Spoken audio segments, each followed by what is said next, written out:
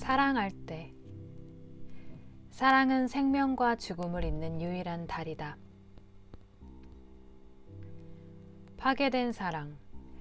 미국의 소설가 손턴 나이번 와일더는 이 주제에 관해 이미 많은 것을 말했다. 생명의 땅이 있고 죽음의 땅이 있다. 그리고 사랑은 그 두 곳을 잇는 유일한 달이다. 많은 사람들이 쉽게 말하듯이 와일더는 사랑을 열광적으로 이야기하지 않는다. 모든 산업이 사랑에 관한 환상 위에 세워졌듯이 우리도 사랑에 대해 환상을 갖기 매우 쉽다. 또한 결혼 생활을 사랑이라고 부르듯이 사랑은 쉽게 왜곡된다. 세계 어디에서나 어느 영역에서나 실제로 사랑이 아니면서도 사랑이라고 부르는 경우가 많다. 섹스나 동거, 결혼 생활 모두 영원한 행복처럼 보이기 위해 사랑을 사고 파는 가식이 될 수 있다. 아무리 영원할 것처럼 사랑을 약속하더라도 어떤 식으로든 비하하고 파괴하는 것은 사랑이 아니다. 악의와 폭력이 난무하는 세상일지라도 사랑은 마음의 안식처였다. 그러나 이제는 진귀하다고 말할 정도로 사랑은 찾기 어려운 것이 되었다. 우리는 아이들을 학대하면서 그것을 사랑이라고 부르는 사회에서 살고 있다. 그러한 학대는 자녀를 결코 건강한 어른으로 키우지 못한다. 또한 배우자 성폭행을 별일 아닌 것으로 여기면서 심지어 그것을 사랑이라고 부르는 사회에서 살고 있다. 그러나 이러한 비정함으로는 결코 소중한 가정을 이룰 수 없다. 게다가 진실이라는 이유로 상대방이 위축될 때까지 굴욕감을 주면서 그것을 사랑이라고 부르는 사회에 살고 있다. 그러나 타인을 비하하는 일은 결코 사랑으로 발전할 수 없다. 우리는 사랑을 다시 살펴볼 필요가 있다. 사랑이란 가면을 쓴 차별. 이 시대에는 사랑이 아니라 섹스가 문화를 주도한다. 남녀 평등주의자들은 여성이 남성을 만족시키고 그들에게 서비스하기 위한 물건처럼 취급되는 경우가 많다고 주장한다. 많은 이들이 이를 부인할 수 없기 때문에 페미니즘 자체를 낯 두껍고 제정신이 아니며 비정상적으로 여기며 비웃는다. 아직도 많은 분야에서 여성에게 남성보다 더 적은 임금을 지급하면서도 여성을 존중한다고 말한다. 여성에게 그럴듯한 사회적 직위를 주지만 겉으로 보이기 위한 도구로 쓰거나 사무원처럼 부리면서 여성을 공경한다고 말한다. 여성들의 아이디어를 채택하지만 승진 대상에서는 여성을 제외하면서 여성의 역할에 가치가 있다고 말한다. 하느님이 여성을 남성과 동등하게 만들었다고 말하지만 교회의 중심에 여성이 있는 것을 원치 않으며 도덕적 리더십을 위해 그들의 자리를 고려하고 있다고 말하지만 어떠한 자리도 맡기지 않는다. 우리는 생물학적 성 역할을 혼동하여 생물학적 특징에 근거해 성 역할을 규정하면서 여성을 전인적 존재로 본다고 말한다. 또 어머니의 역할은 영원하다고 생각하면서 아버지의 역할은 일정한 기간이 있다고 생각한다. 그러면서 아버지에 대한 기대와 어머니에 대한 요구 사이에는 차이가 없다고 말한다. 조직의 핵심위원회에 여성 한 명만 포함시키고 나머지 여성들은 참여할 수 없게 하면서 남녀 평등이라고 말한다.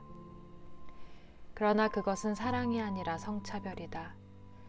여성을 위한 것이 아니다. 결혼 생활은 이런 식으로 인간을 악용하는 바탕 위에서 성립될 수 없다. 남성과 여성 간의 신성한 관계는 이러한 기초 위에서 이루어질 수 없다. 이것은 인류의 절반을 폄하하는 것이다.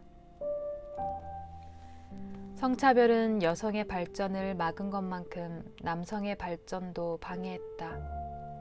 남성도 성차별 때문에 많은 희생을 당했다. 다른 사람을 잔인하게 대하지 못하면 약하다는 이유로 외면당했고 돈을 인생의 유일한 목표로 삼지 않으면 패배자라는 꼬리표가 붙었다. 또한 아이처럼 감정을 보이면 애처럼 굴지 마라 라는 말을 들었다. 그래서 성인이 되면 감정이 메마르는 경우가 많다. 대부분의 남성은 누군가를 책임져야 한다는 말을 듣는다. 그리고 그것을 할 수 없다고 말하거나 책임질 능력이 없다면 비웃음과 무시의 대상이 된다는 것을 안다. 이러한 절망스러운 상황에서 남성은 자신의 남자다움을 증명하기 위해 누군가를 괴롭히고 억압한다. 한편으로 과로와 지나친 걱정과 욕심으로 인해 쉽게 병든다. 우리의 사회는 여성을 조연으로 만들고 남성을 주인공으로 만든다. 그러나 이러한 사회에는 그 누구도 자신의 장점을 보여줄 수 없다. 모두가 반쪽짜리 인간이 되는 것이다. 몇몇 사람은 성차별주의의 현혹에 넘어가 제약을 받아들이기도 한다. 그러나 그것은 모든 사람을 폄하하는 것이다. 결혼과 남자다움의 가시, 열정과 외설, 협력과 지배는 동의어가 아니다. 그러나 우리는 사랑이라고 말로 성을 사고 팔며 성차별을 멈추지 않는다. 진실한 관계 위에 세워진 사랑.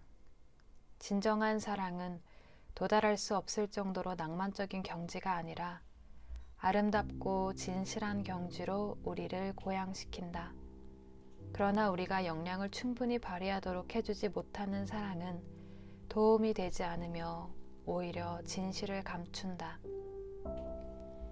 이는 개인의 교양이나 숱한 상담으로도 구제할 수 없다.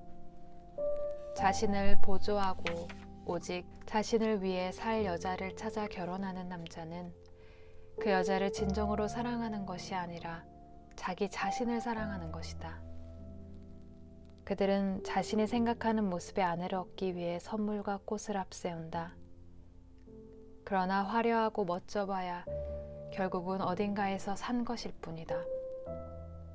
멋진 집과 많은 돈 그리고 풍족한 생활을 누리기 위해 부유한 사람과 결혼하길 원하는 여자는 사회적으로 성공한 것처럼 보일지라도 결혼을 사업계약처럼 만들고 남편을 재산으로 격화시킨다. 사랑은 왕과 왕후를 공경하듯 하는 것이며 전적으로 지지하는 것이다. 이러한 태도는 호르몬에 의한 우발적인 행동으로 가능한 것이 아니라 배워야 하는 것이다. 육체의 화학적인 반응은 사랑의 속도를 가속화하지만 사랑을 증명하지 못할 뿐더러 길게 유지되지도 않는다. 사랑을 단순하게 생각하는 사람들에게는 사랑이 모순으로 보인다. 그들은 타인의 행복을 촉구하는 반면 자신의 행복에 대한 타인의 전적인 헌신을 요구한다. 우리는 다른 사람들에게 그저 헌신하라고 말한다. 그러나 진정한 관계가 성립되려면 자기 자신도 똑같이 헌신하는 것이 중요함을 알아야 한다. 사랑은 진실한 관계에 있다. 육체적 매력이나 사회적 지위에만 마음이 가 있는 사람에게는 슬픈 이야기다. 고대 사람들에게 심오한 철학적 질문의 주제였던 진실한 관계가 이제는 동료애나 협동심과 같은 비교적 낮은 기준에 머물러 있다. 이러한 현실은 진실한 관계가 왜곡되었다고 해도 무방할 정도다. 진실한 관계에는 경쟁도, 의미도, 충성도 없으며 동료애나 협동심보다 더 중요하다. 진실한 관계는 동등한 만남을 필요로 한다. 맹자는 진실한 관계는 두 몸 안에 한 마음이라고 말했다. 진실한 관계는 메아리와 같은 것이 아니며 소리를 죽인 채 마주보는 것도 아니다. 그것은 우리가 누군가의 마음에서 마치 거울에 비친 자신의 마음을 발견하고 강렬한 흥분을 느끼는 관계다. 진실한 관계는 서로를 인정하고 동등하게 여기며 함께할 때 더 큰 역량을 발휘한다. 이것이 진실한 관계에 대한 기준이자 의미다. 우리는 힘든 현실에 처했을 때 애정어린 손길이 필요할 때 진실한 관계를 찾는다. 진실한 관계를 통해 자신이 매력적이라는 것을 느끼고 호감이 가는 사람이라는 것을 알 수 있다. 또한 그 관계를 통해 자기 안에 가치 있는 무언가가 있는 것도 알게 된다.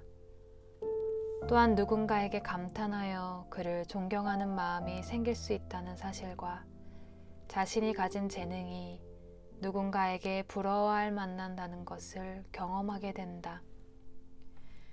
우리는 신뢰할 수 있는 진실한 관계 안에서 자신의 품성이 어떤지 느낄 수 있다. 진실한 관계는 인생의 방해가 되지 않는다. 그것은 삶의 접착제이며 삶을 지탱하는 중심점이다. 진실한 관계는 상대방의 모든 것을 받아들이려 하면서도 자신은 상대방에게 가장 좋은 것을 주려고 하는 것이다. 진실한 관계는 눈살을 찌푸리지 않고 들어주며 응원하고 함께한다. 또한 장점을 키워주고 억압하지 않고 자유롭게 해준다. 그리고 상대방은 자신을 위해서가 아니라 나를 위해 나를 사랑한다.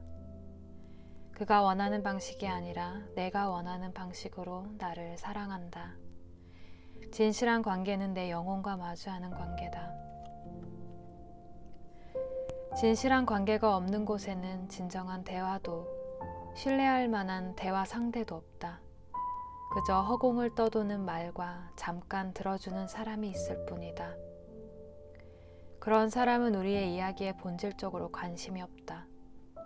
물론 진실한 관계가 없는 곳에도 우리를 필요로 하는 사람들이 있을 수 있다. 그러나 그들 때문에 삶이 눈부시게 아름다워지는 일은 없다. 진실한 관계를 잃는 것은 삶의 틈이 조금 벌어진 정도의 문제가 아니다.